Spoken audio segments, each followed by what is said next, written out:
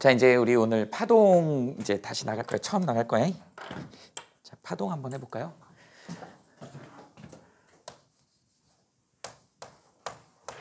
파동의 성질?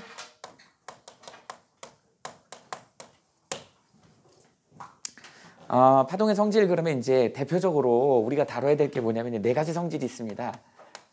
반사가 있고요. 그 다음에 굴절, 그 다음에 회절, 간섭. 요 네 가지 성질에 대한 얘기를 이제 다룰 거야. 그 중에서 이제 뭐냐면 반사굴절에 대한 얘기를 먼저 할 건데, 이거는 우리 중학교 때도 배웠던 내용이기 때문에 정리한다 생각하시면 되고, 자, 이제 파동의 성질에 대한 얘기를 좀 해봅시다. 우리가 파동 그러면 우리가 이제 웨이브라는 표현을 쓰죠. 뭐라고 정의를 하냐면 파원에서 매질을 통해 가지고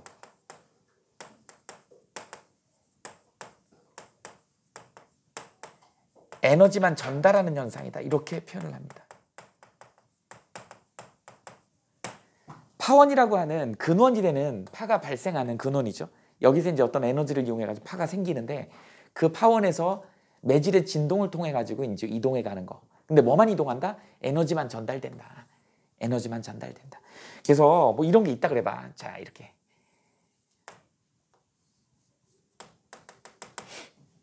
선생님이 전생에 가끔 전생에 기억이 나긴 해요.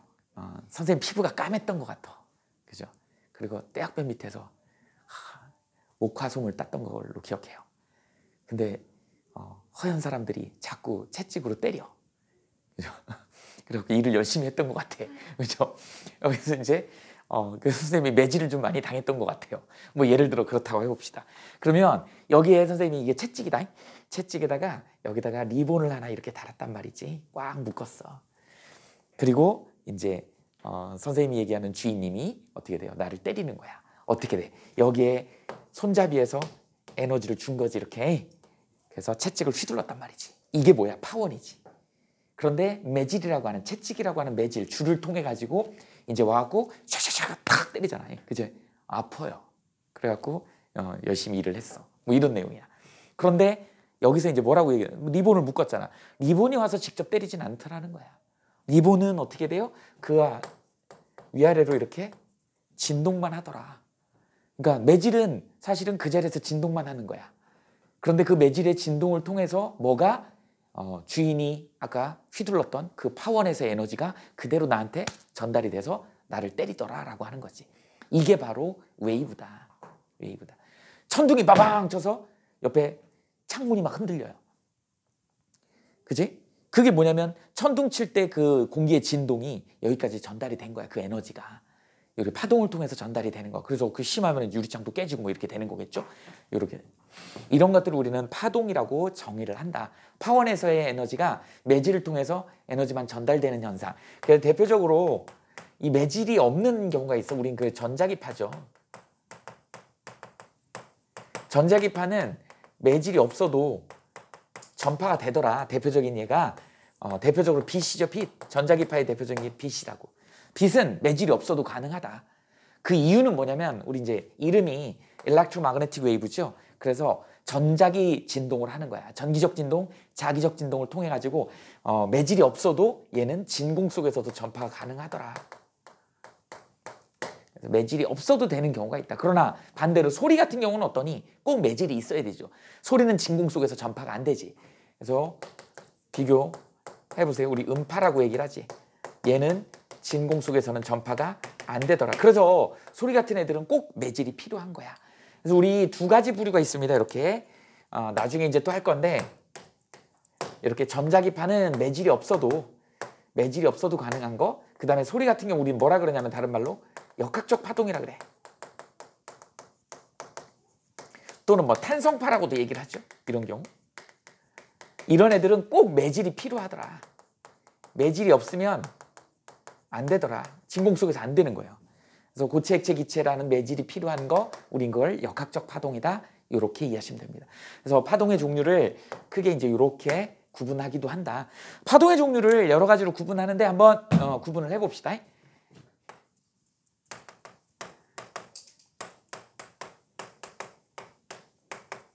먼저 첫 번째 이렇게 한번 분류를 해볼까? 진행 방향하고 진동 방향.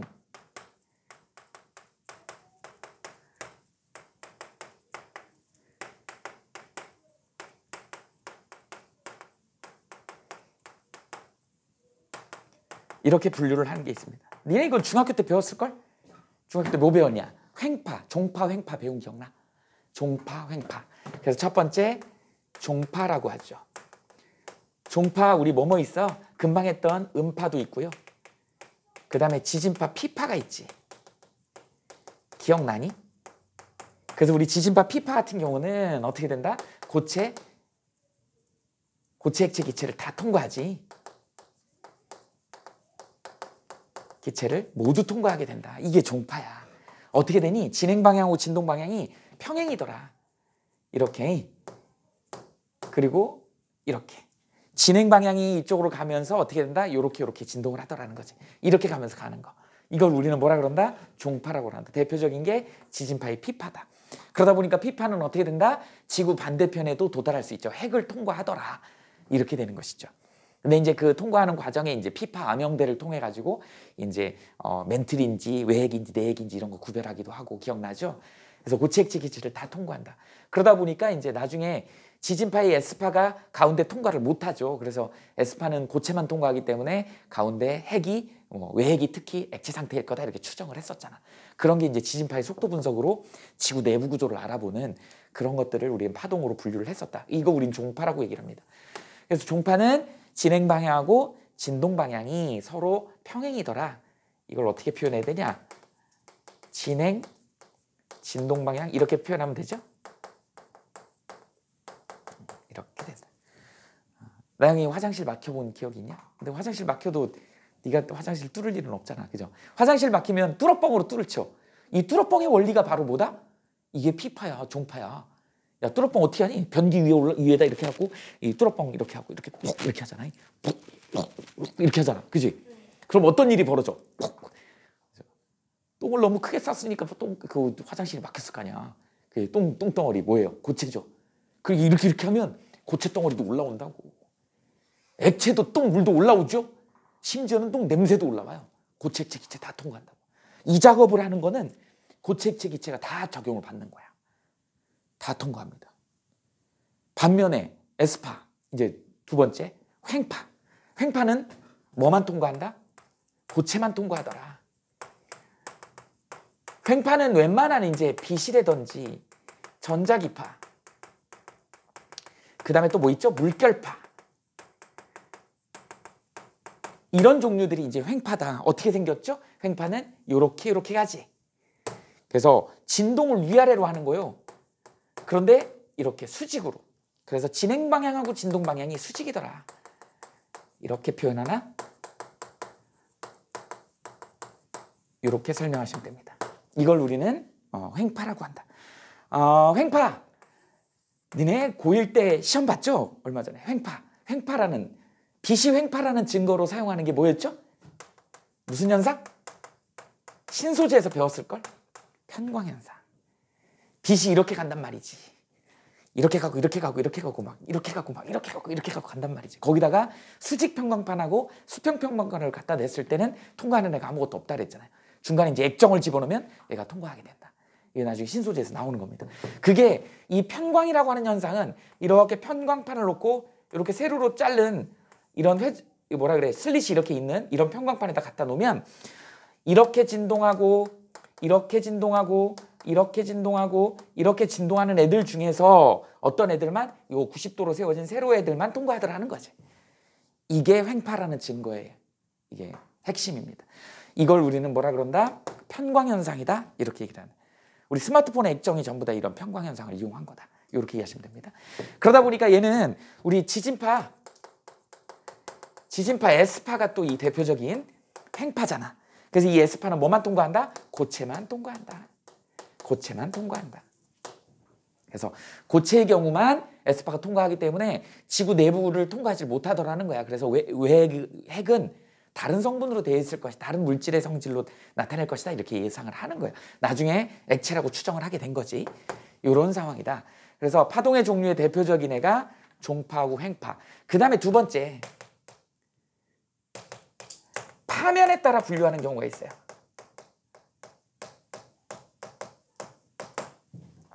파면에 따라 분류하는 경우가 이제 뭐 있냐면 첫 번째 평면파라고 있어. 두 번째 이거는 뭐 물리학에서 잘 등장하지는 않는데요. 니네 시험 볼 때는 잘 안 나와. 근데 알아만 두세요. 상식이야. 그 다음에 원형파가 있어. 그 다음에 세 번째 구면파가 있습니다. 이건 이제 파면의 형태에 따라서 나오는 거기 때문에 쉽게 얘기하면 여기다 이제 뭐 예를 들어 투명한 아크릴로 이런 통을 만들었다 그래봐. 이런 통에다가 여기다가 이제 물을 채우는 거예요. 물을 이렇게 채워봅시다. 물을 채운 다음에 여기다가 막대기, 기다란 막대기로 여기다 진동을 주는 거야. 땅땅땅땅 주면 옆모습을 봤을 때 파동이 이렇게 퍼져나가겠지. 이런 식으로 퍼져나갈 거란 말이죠. 이렇게 될 거다.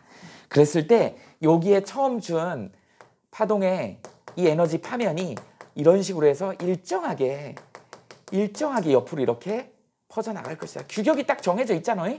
이런 식으로. 이렇게 되는 걸 우리는 평면파라고 한다.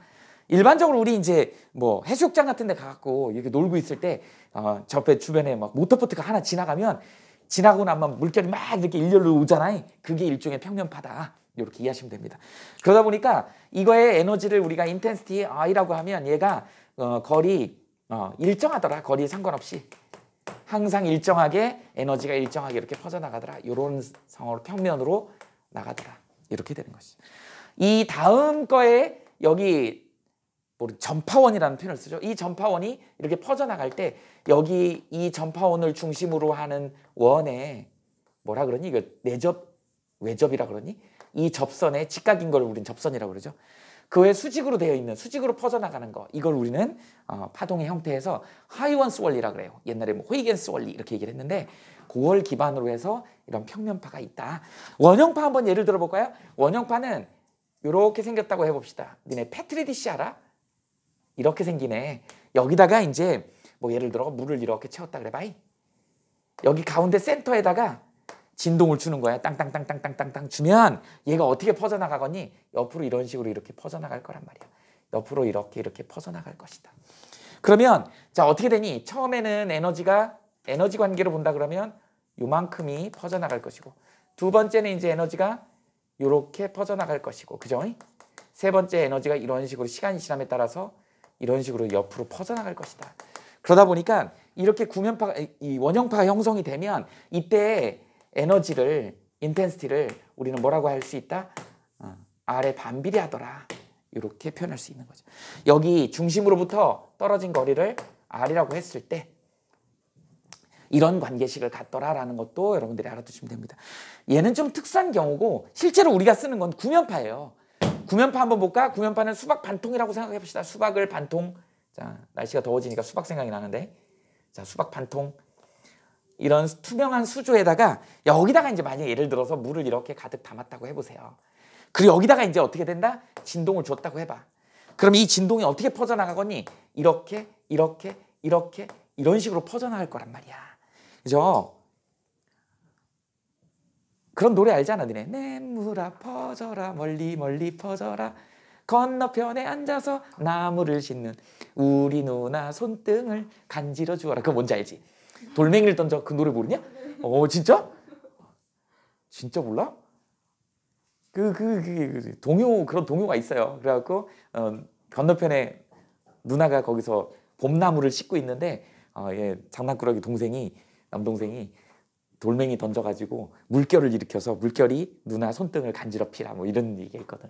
그러니까 이거 파문이라 그러죠. 던지면 돌멩이에 의해 가지고 물결이 생기지. 물결이 생겨서 여기서 이렇게 처음에는 큰데 이게 뭐라 그러니? 가장자리로 갈수록 어떻게 된다? 이게 작아지지. 이유가 왜 그래요? 에너지가 퍼져나가기 때문에. 처음 에너지는 요랬을 거란 말이야. 그 다음 에너지는 요렇게 퍼져나갈 거란 말이지. 그 다음 에너지는 요런 식으로 퍼져나갈 거란 말이야. 그죠? 그러다 보니까 에너지는 어떤 관계가 있다? R의 제곱분의 1이더라. 요렇게 되는 거죠. 그래서 실제로 우리가 이제 이 구면파를 3차원 공간에서는 저 구면파를 되게 많이 쓴다. 니네 이거 나중에 어디서 배우냐면 지구과학에서 배워요. 지구과학에서 별의 밝기, 그 별의 밝기가 인텐시티거든. 거리의 제곱에 반비례합니다. 무슨 말인지 알겠어? 그래서 100배 떨어진 거리면 거리가 10배 떨어지면 밝기는 100배 차이가 나는 거야.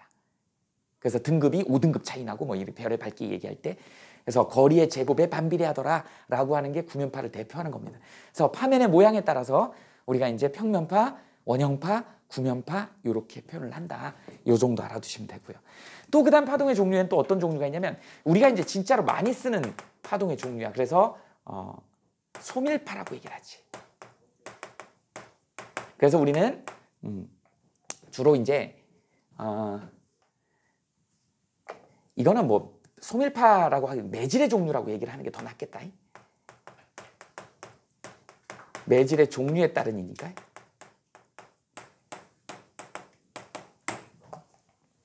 이게 사실은 이제 중요합니다. 그래서 매질을 분류하는 거야. 우리가 그동안 이제 매질에 대한 얘기를 하면 우리가 이제 고체, 액체, 기체 뭐 이런 식으로 많이 표현하지.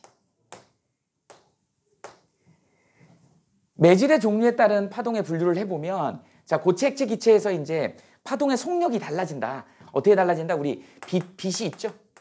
그 다음에 대표적으로 우리 이제 물결 음파를 할까? 음파를 한번 해봅시다. 이 두 가지가 있다 그래봐. 빛은 우리 너무 잘 알고 있어요. 진공 속에서 30만 km/s야. 진공 속에서 아까도 얘기했지만 매질이 없어도 전파가 잘 된다고 했죠. 진공 속에서 굉장히 빨라요. 그 다음에 이제 어떻게 된다? 기체. 근데 기체 상태에 빛 입자들이 오다가 기체 입자들한테 부딪혀가지고 좀 더뎌진다. 그거에 비해서 이제 또 어떻게 액체는 기체보다는 밀도가 훨씬 크지요. 그러니까 어떻게 돼? 분자들이 좀 많이 사이사이 껴있지. 거기를 통과하기가 쉽지는 않더라. 그 다음에 이제 뭐죠? 고체죠. 그래서 고체일 때 가장 속도가 느리더라라고 하는 것이지. 그래서 고체 중에 좀 빽빽한 애 중에 대표적인 애가 누구죠? 다이아몬드. 다이아몬드가 빛이 통과하기에 속력이 느려지기 때문에 얘가 가다가 많이 꺾이는 거야. 그래서 꺾여갖고 튕겨 나오는 빛이 오묘한 색깔로 아주 예쁘게 그래서 보석으로 가치가 있는 거예요. 그게 이제 나중에 굴절률에 관계되는 얘기를 또 설명할 거야. 이 부분은 굴절률하고 관계되는 거 되게 중요하기 때문에 여러분들이 정리를 해야 된다. 그래서 이거는 속력에 대한 얘기를 좀 얘기를 하고 싶은 거야. 자, 그래서 빛은 진공 속에서 가장 빠르고 기체, 액체, 고체 순으로 된다. 반면에 이 음파는 우리 소리죠. 소리는 진공 속에서 전파가 아예 안 된다. 매질이 없으면 아예 안 돼요.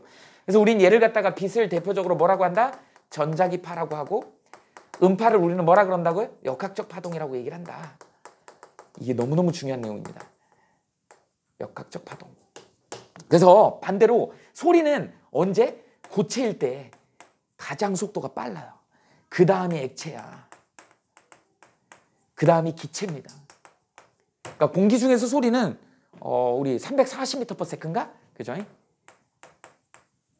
이 정도 되죠. 정확하게 얘기하면 소리의 속도는 331 플러스 0.6T다. 이렇게 알아두시면 됩니다. 여기서 0.6T라고 하는 거가 바로 뭐야? 섭씨 온도, 도시 온도야. 그래서 온도가 올라가게 되면 어떻게 되는데 속도가 빨라진다. 이렇게 이해하시면 돼요. 근데 우리가 그냥 통상 한 25도 정도 되면 340m/s 이렇게 얘기를 하지. 이게 바로 그러니까 정반대잖아. 빛은 진공에서 제일 빠른데 음파는 어디서 빨라? 고체일 때가 제일 빨라. 역순이야.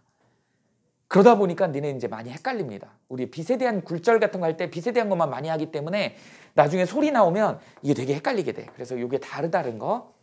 그래서 이런 경우에 매질에 따라서는 이렇게 된다. 매질에 따라서는 이렇게 된다. 그러다 보니까 이걸 포괄하는 게 이제 뭐가 나온다? 우리가 이제 소환 매질이다, 밀합 매질이다라고 하는 게 나오는 거야.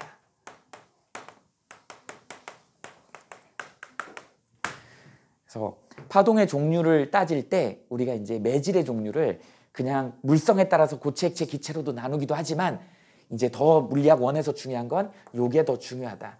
소환 매질하고 밀합 매질. 소하다라고 하는 건 그냥 속력이 빠르다 이렇게 이해하시면 됩니다. 그 다음 밀하다라고 하면 속력이 느린 이렇게 알아두시면 돼요. 그렇지 이거를 갖다가 소하다 밀하다 그래서 밀도가 작고 밀도가 크다 이렇게 이해하시면 안 돼요. 그 파동이 속력이 빠른 거를 우리는 소환 매질이라 그래. 그 다음에 속력이 느린 거를 우리는 밀한 매질이라고 얘기를 한다. 한번 해볼까요? 그러면 어떤 경우가 있냐면 이걸 비교하기 되게 좋은 게 우리 너무나 잘 알고 있는 여기는 이제 공기죠. 여기가 물이란 말이지. 여기 공기에다가 물에다가 자 어떻게 된다고 빛을 레이저 포인터로 빛을 여기다 어떤 각도로 집어넣는 거야. 이렇게 집어넣게 되면 우린 너무 익숙하게 잘 알고 있죠. 이렇게 꺾입니다. 이렇게 꺾이는 거.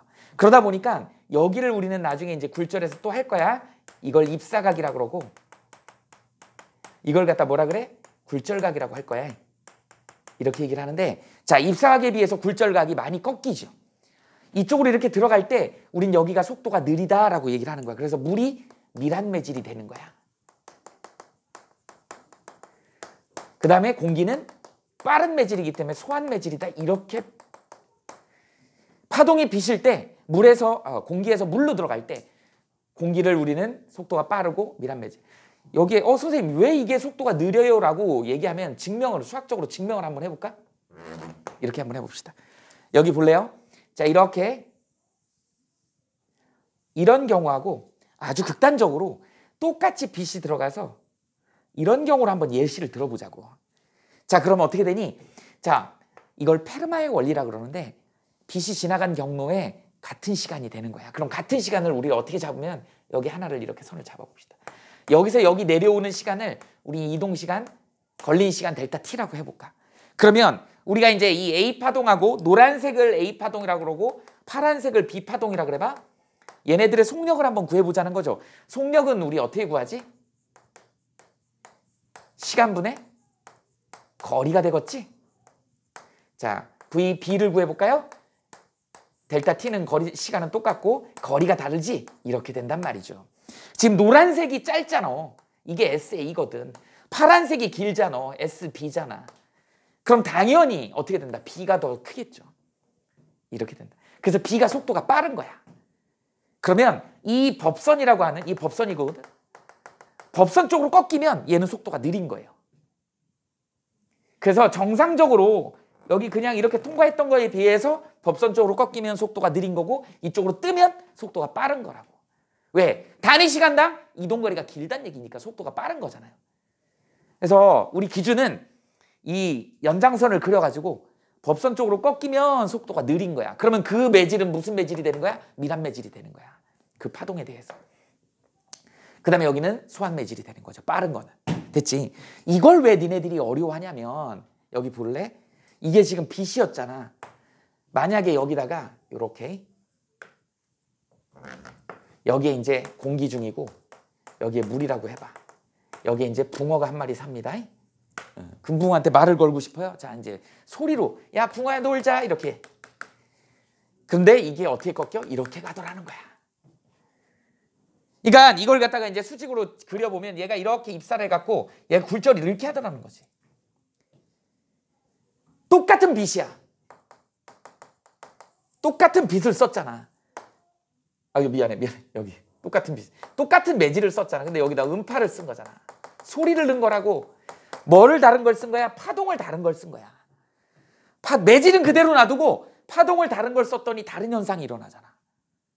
아까 선생님이 정반대라 그랬죠. 소리는 그 물질의 밀도가 클수록 어떻게 된다? 빠르더라. 그러니까 공기보다는 물이 더 빠른 거야. 전달이 더 잘 되는 거지. 이런 파동을 뭐라 그래? 역학적 파동이라고 얘기해. 또는 다른 표현으로 탄성파라고 얘기를 합니다. 완전 정반대잖아. 그러니까 니네들이 그래서 헷갈려 하는 거야. 이거는 너무 익숙해져 있어. 물 쪽으로 꺾이는 건 너무 익숙한데 소리는 물에서는 법선에서 멀어지는 거야. 그러니까 속도가 빨라지는 거야. 이게 뭐가 되는 거야? 소한 매질이 되고 이게 뭐가 되는 거야? 밀한 매질이 되더라는 거지. 그래서 소하다 밀하다를 이렇게 구분할 수 있어야 된다. 속도가 빠른 거를 우리는 소한 매질, 속도가 느린 걸 밀한 매질. 머릿속에 딱 넣어놓으세요. 소리하고 빛이 다르다, 정반대다. 이렇게 알아두면 편해. 그래서 기준점을 빛으로 기준점 잡아놓고 그거에 대해서 소리는 반대다. 이렇게 알아두시면 나중에 문제 풀 때 굉장히 도움을 많이 받습니다. 이렇게 돼서 우리가 이제 파동의 성질 중에 파동의 종류를 크게 두 가지, 그 다음에 이제 매질의 종류에 따라서는 이렇게 나눌 수 있다. 그 매질의 물성에 따라서 이 파동이 좀 다르긴 한데 그거보다는 이건 이미 우리가 익히 알고 있는 거고 그거보다는 이제 매질의 분류. 그래서 밀합 매질이다, 소합 매질이다를 구별할 수 있어야 되는 게 이번 우리 물리학 원에서 가장 중요한 포인트다. 이렇게 이해하시면 됩니다. 나중에 이제 반사굴절할 때 이걸 쓰는 거야. 자, 그 중에 이제 파동의 성질 중에 첫 번째 파동의 반사에 대한 얘기를 좀 해보자고. 반사 그러면 reflection 이렇게 얘기를 하죠. 반사는 이거 예전부터도 배웠을 거야. 중학교 때도 중요한 뭐예요? 반사의 법칙이 있어. 반사의 법칙. 반사의 법칙을 뭐 그냥 수식으로 쓴다면 되게 간단해. 어떻게 돼요? 이렇게 쓰지. 각 i하고 i 프라임이 같더라. 이걸 우리는 반사의 법칙이라고 얘기를 합니다. 자, 그럼 한번 볼까? 반사니까 이제 거울이 주로 이제 쓰이죠.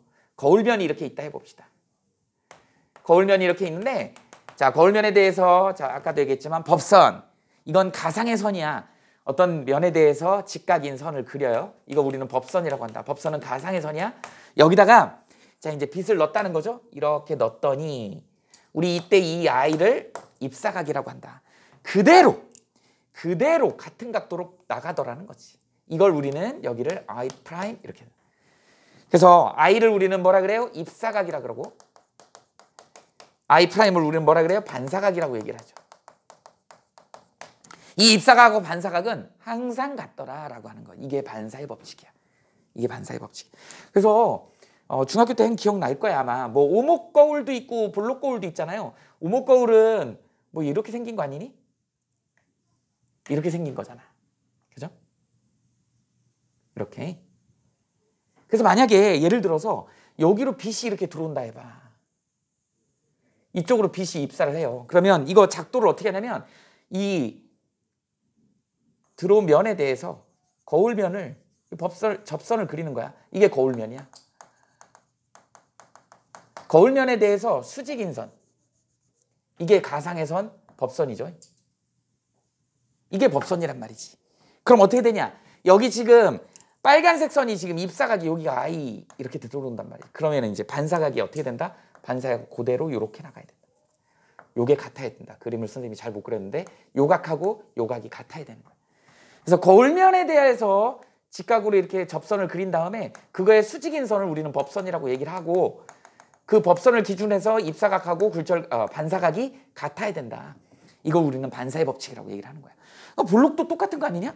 볼록 거울 같은 경우도 이렇게 해서 볼록 거울이 이렇게 있다 해봅시다. 그러면 여기로 만약에 입사해서 빛이 들어왔다 그래봐. 이렇게 평행하게 들어오면 여기에 대해서 이제 거울면이 여기 이제 이렇게 되겠지. 거울면이 이렇게 있고 이거에 법선이 이거라고 한다 그러면 요 들어오는 각도하고 똑같이 튕겨져 나가면 되는 거야. 이런 식으로. 그래서 들어오고 나가고. 그래야 어떻게 법선을 기준해서 각도가 같아야 된다. 입사각하고 반사각이 같아야 된다. 이게 반사의 법칙이에요. 자, 그러다 보니까 이렇게 거울면이 이렇게 평평하면 어떻게 된다? 각각의 법선들이 이렇게 있을 거 아니니? 각각의 법선들이 있을 게요. 그럼 여기로 이렇게 들어왔던 애가 그대로 똑같이 튕겨나가고 그 다음에 또 어떻게 돼요? 뭐 이쪽으로 이렇게 들어왔던 애가 그대로 튀어나가고 이게 이제 뭐 정반사다 이렇게 표현하죠. 그래서 평면거울에서의 반사의 법칙은 정반사의 법칙을 따르더라. 지금 니네들이 보고 있는 이 칠판이나 이런 것들은 전부 뭐야? 이건 난반사예요. 니네 책이나 이런 거 사실은 확대해서 보면 굉장히 울퉁불퉁하거든. 이렇게 울퉁불퉁하게 생겼어요. 이거 있잖아. 이게 그거잖아. 이게. 이 스크린이거든. 극장에 가면 스크린이 이렇게 생겼어. 지금 선생님 만져볼게. 울퉁불퉁해요. 거칠다고 이 면이. 그래서 여기다가 뭐 이걸 쏘게 되면 니네들이 어느 위치에서나 볼 수 있는 거야. 야, 들어가. 그래서 이 난반사는 어느 위치에서나 니네가 볼 수 있는 것이에요. 정반사는 어때요? 거울 같은 경우는 딱 각도가 맞아야지 보이잖아. 근데 난반사는 그렇지 않더라. 어느 위치에서는 다 보여. 이유가 뭐예요? 여기에 이제 각각의 거울면들이 이렇게 있다. 각각의 거울면들이 이렇게 있을 수 있다. 각각의 거울면들이 이렇게. 그럼 각각의 거울면들에 대해서 어떻게 되니? 법선이 이렇게 존재하겠지. 그럼 이제 여기에 이제 어떻게 된다? 이렇게 들어왔던 애가 이렇게 같은 각도로 꺾여서 나갈 것이고, 여기는 이렇게 들어왔던 애가 이렇게 나갈 것이고, 이쪽은 이제 어떻게 되겠니? 얘가 이렇게 들어왔다가 이쪽으로 꺾여서 나가겠지. 다 나가는 위치가 조금씩 다르죠.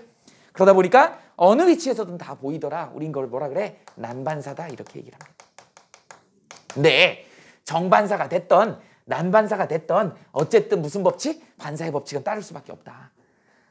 한 광선이 들어와가지고 법선을 기준해서 입사각하고 반사각은 같아야 된다라고 하는 게 파동의 반사의 핵심이죠.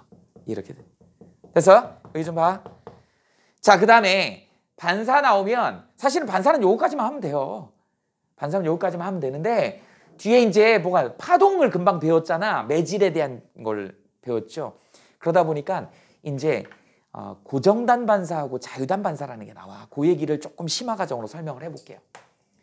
이게 반사가 나왔기 때문에 반사에 대한 얘기를 좀 할 거야. 그래서 고정단 반사,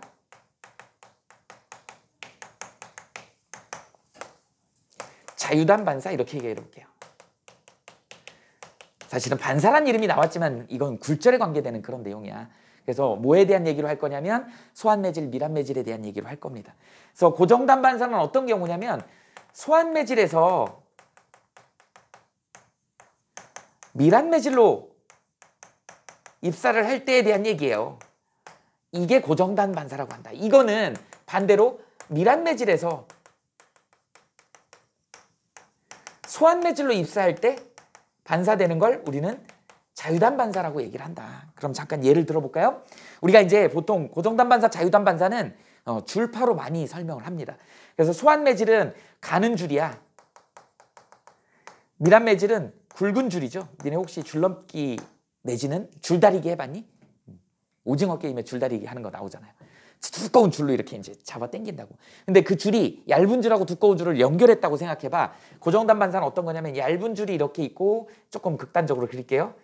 이렇게 두꺼운 줄이 이렇게 있단 말이지.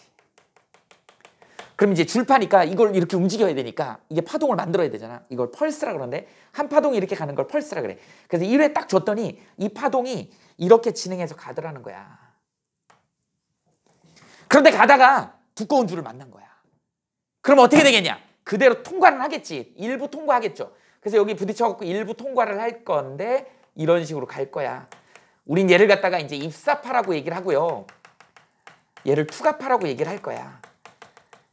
그래서 투가파는 그림 잘 그렸지만 선생님이 위상이 동일하다 이렇게 얘기합니다. 이 위상이라고 하는 건 자, 위로 올라와 있지? 위로 올라와 있잖아. 그런데 여기가 벽이잖아요.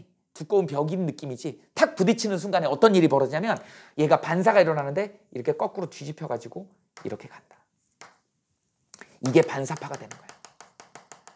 근데 반사파의 특징은 어떻게 된다? 위상이 180도로 바뀌더라는 거지. 이렇게 위상, 반사파가 위상이 180도로 바뀌는 걸 우리는 뭐라 그래? 고정단 반사라고 얘기를 하는 거야. 여기가 경계면이지. 자, 파동의 경계면에서 소환매질에서 들어가갖고 밀합매질을 만났을 때 투간에는 위상이 동일한데 부딪힌 애는 어떻게 돼? 부딪혀 튕겨나간 애는 반대파로, 반사파가 180도로 바뀌어 나가더라는 거예요. 그거에 비해서 자유단 반사는 이제 어떤 거냐면 들어가는 애가 두꺼운 거에서 들어가는 거예요. 이렇게. 그리고 얇아지는 거예요. 그럼 당연히 투가파도 위상은 그대로야. 그러니까 항상 투가파는 그대로인데 여기가 이제 좀 헐겁죠. 그러니까 어떻게 돼? 투가 반사되는 애가 그대로 휘가닥 한번 뒤집혀갖고 이렇게 해서 반사되더라는 거야. 이게 자유단 반사입니다. 그래서 반사파가 입사파하고 위상이 동일한 거야. 이렇게 되죠. 이런 특징을 갖더라. 이게 우리는 뭐라 그런다? 자유단 반사라고 얘기를 한다. 할 수 있겠죠? 일단 여기까지 좀 필기를 좀 해봅시다. 그래서 파동의 성질에 대한 얘기 중에 반사까지 설명을 했어요.